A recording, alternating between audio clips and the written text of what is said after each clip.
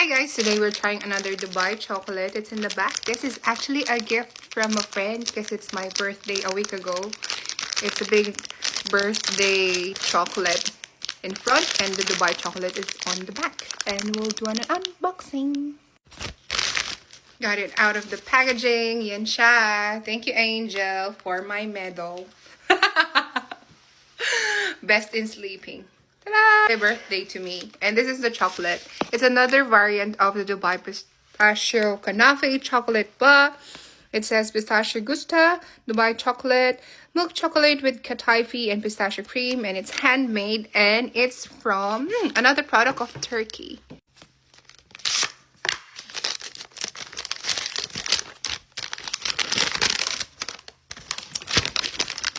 Ooh, pretty.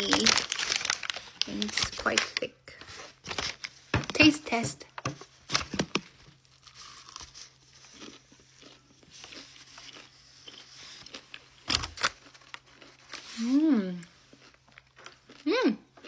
This one is very similar to the small one that we bought not long ago.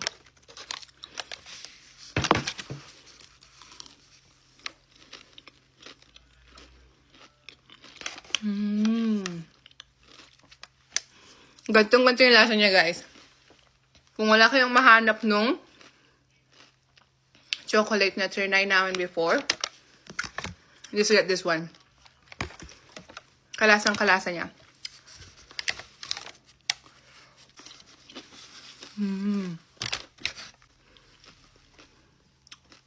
Masarap din to, guys. You have to try this. This one is nice. Tsaka parang mas marami itong kataifi. I feel like it has more kataifi compared to the other one. Pero the chocolate itself, same lang yung lasa niya. Let's bite.